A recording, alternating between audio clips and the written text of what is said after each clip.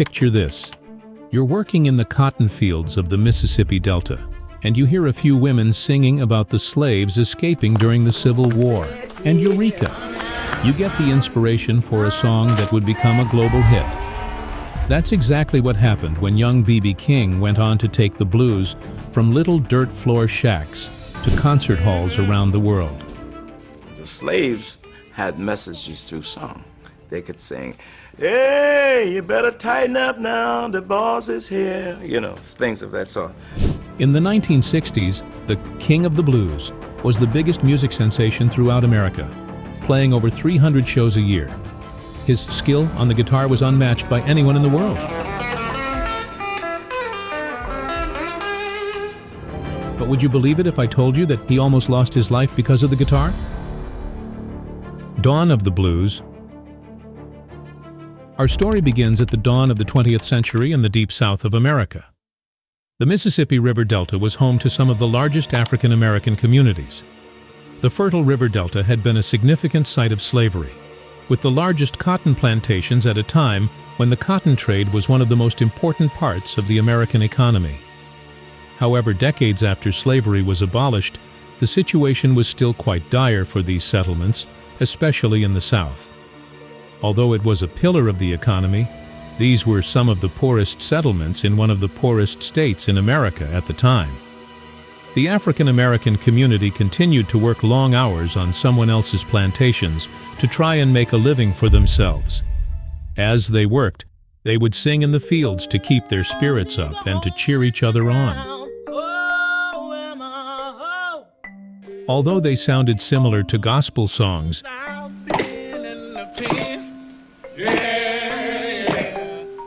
they were mostly spiritual songs, field hollers, chants, ballads, and work songs that had been carried over from the days of slavery.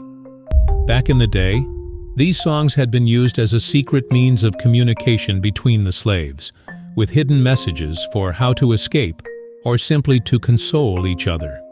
Unbeknownst to the singers of the time, these songs, which did not include electric guitar, drums, harmonica, or piano, were the original blues.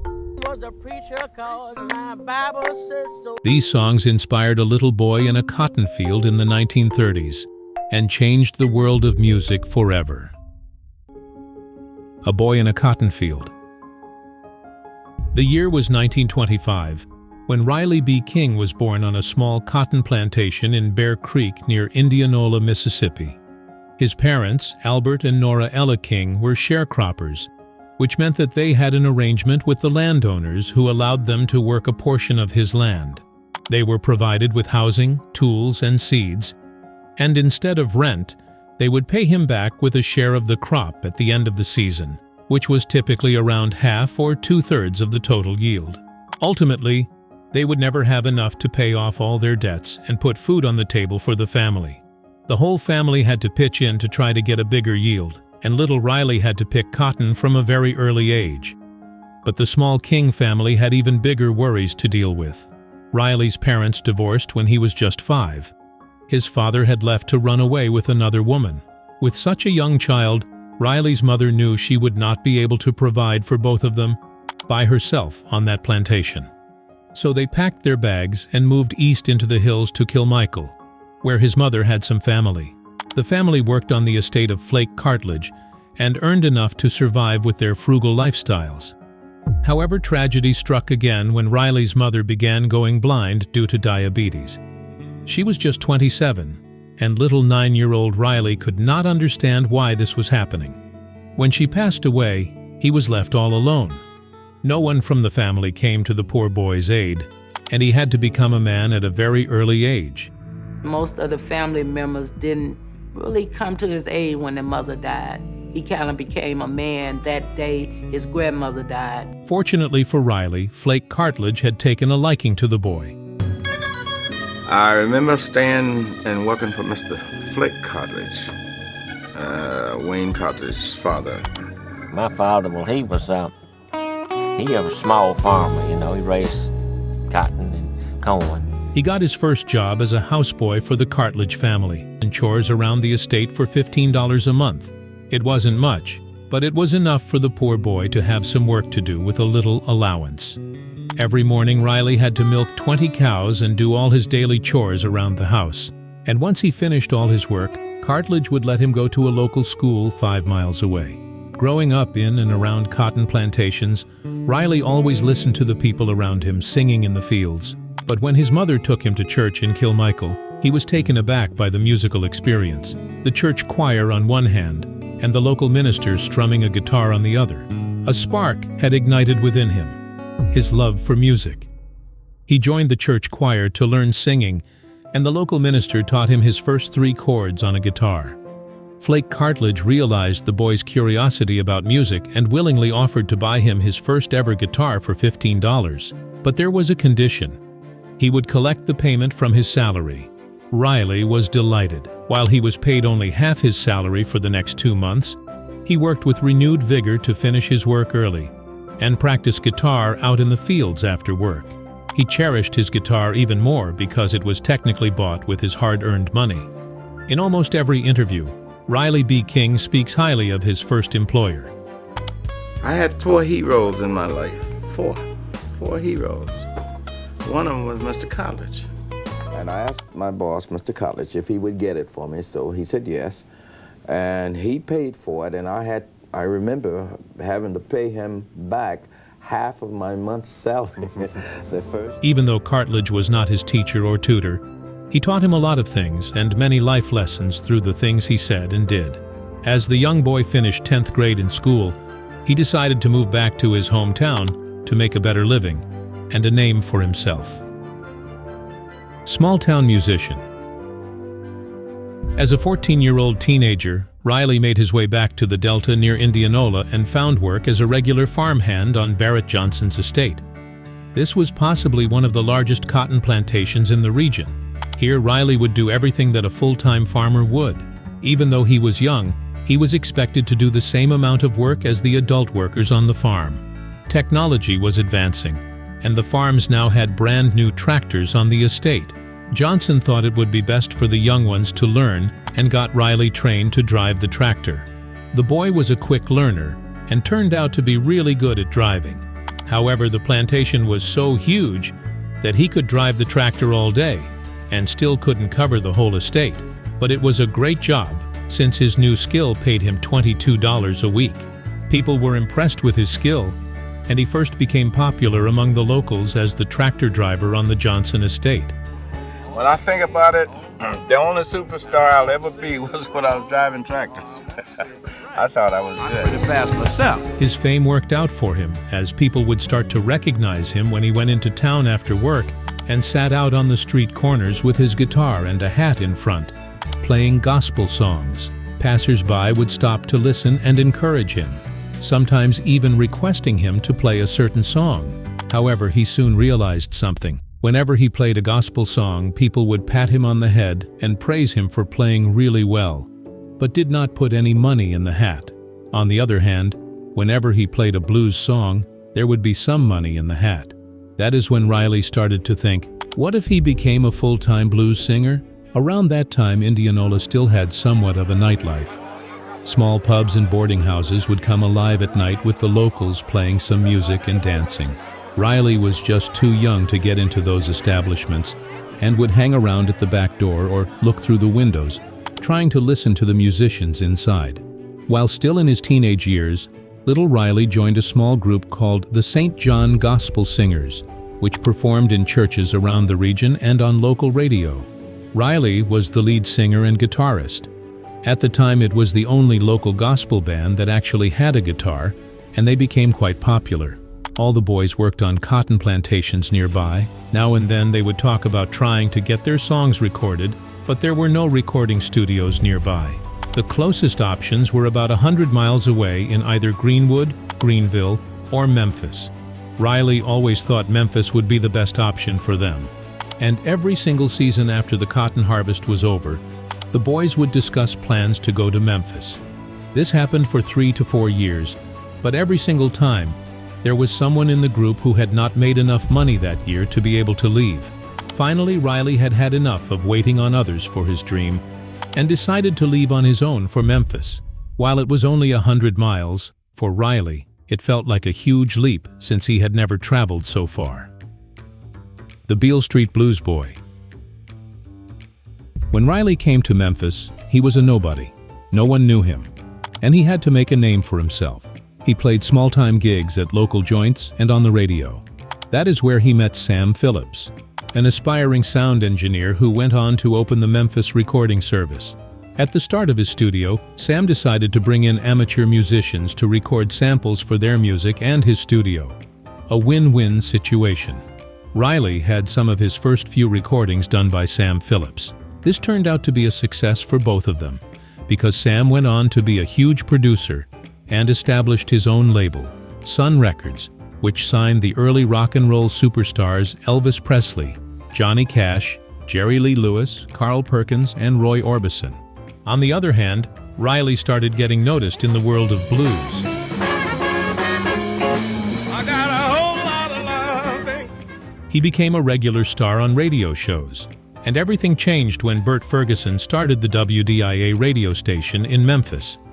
Initially, the radio station played all kinds of music, from country and western to classical and pop music, along with the usual soap operas and shows, but it wasn't doing too well. Bert realized that they had a huge potential audience and that they weren't really catering to the densely populated African American communities in Memphis, and in turn, Mississippi. They decided to make the switch and became the first ever all-African American radio station in the country. Also hosted by the first African American disc jockey, Riley started out on WDIA with small 10-minute specials and also did a jingle on the radio for a local health tonic. Pepticon show is good. Pepticon show is good. It didn't take long for Riley to become popular on the radio shows, and soon enough, he was brought on board as a singer and disc jockey. Around the same time, Riley started playing blues full-time at local nightclubs and bars on Beale Street in Memphis, along with Bobby Bland, Johnny Ace, and Earl Forrest.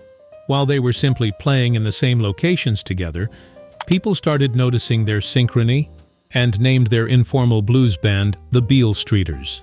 When Riley started out as a disc jockey, people would call him the Beale Street Blues Boy, which was eventually shortened to Blues Boy, and soon after he became B.B. King. Countrywide sensation. B.B. King very shortly became a regional star, and he had his own style of playing music where, if he was playing on the radio, you could tell by the sound of the music that it was B.B. on the guitar. He collaborated with many of the up-and-coming artists of Memphis at the time, and in 1951, in a small makeshift studio set up in the YMCA, B.B. recorded a remake of the 1948 Lowell Fulson song, 3 O'Clock Blues. The song became an instant hit, topping the Billboard R&B charts for 5 weeks straight. By all means, B.B. had already made it big. He had become the most important figure in the blues or R&B scene in America, and he followed up the success of his first record with a string of hits and top 10 singles, including You Know I Love You, Woke Up This Morning, Please Love Me, Whole Lotta Love, You Upset Me Baby, Every Day I Have the Blues, Sneakin' Around, and Sweet Little Angel.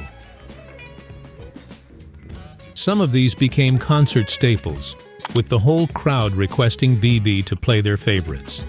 In the 1950s, he put together a 13-piece ensemble band and hit the road on a concert tour across the country, with performances in major theaters in Washington, D.C., Chicago, Los Angeles, and Detroit, as well as nightclubs and juke joints in small towns. King became the first ever blues musician to travel across the country with an R&B band to back him up. By the late 1950s, B.B. King was performing more than 250 concerts a year, with 2 to 3 additional recording sessions for his singles and albums. In 1956, he played a record-breaking 342 concerts in a single year. It was sometime during this string of concerts that the legend of Lucille came to be. The legend of Lucille. During one of his concert tours, B.B. King was playing at a small dance club in Twist, Arkansas. It was a really small, wooden, shack-type building with very little electricity. Since it would get really cold in the evenings, the place had a makeshift fireplace in the center of the hall, with a container half filled with kerosene to provide heat. Suddenly, a fight broke out between two men, and one of them pushed the other guy, who stumbled over the kerosene container and knocked it over, setting the whole building ablaze. Everyone ran out for their lives, and while King made it out safely, he realized he had left his guitar behind and rushed back in to save it. The building had started to collapse, and King almost lost his life in the attempt, but fortunately got away with just a few burns. The team later found out that the two men were fighting over a woman named Lucille, who was not even there at the dance that night. King decided to name his guitar Lucille after the woman, as a reminder to never do something crazy like that again. But when I got on the outside, I realized then that I'd left my guitar inside. I went back for it. The building was a wooden building, and it started to burning rapidly. It started to fall in around me. I almost lost my life trying to save my guitar. A big heart.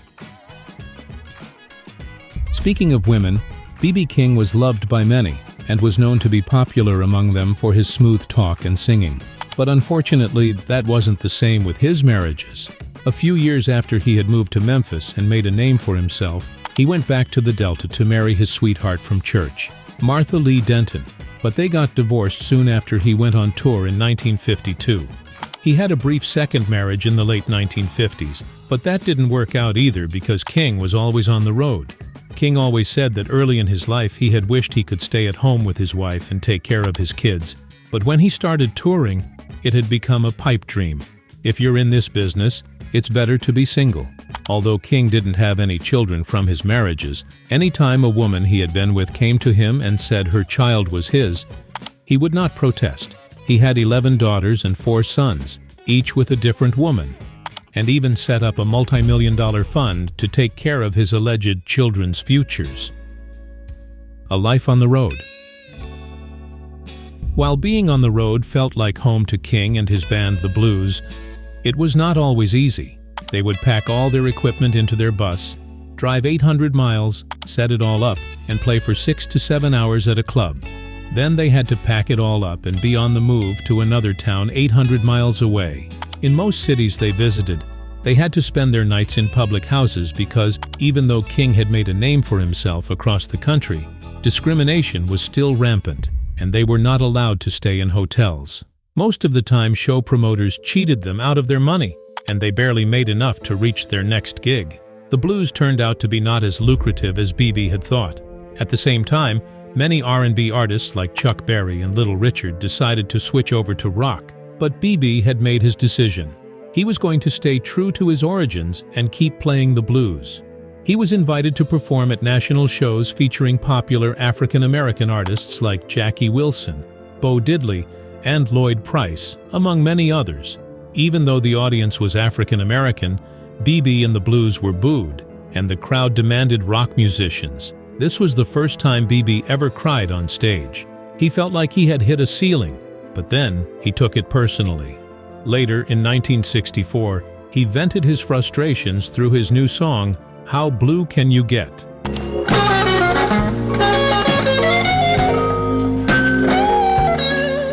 And recorded it live at the Regal Theater in Chicago.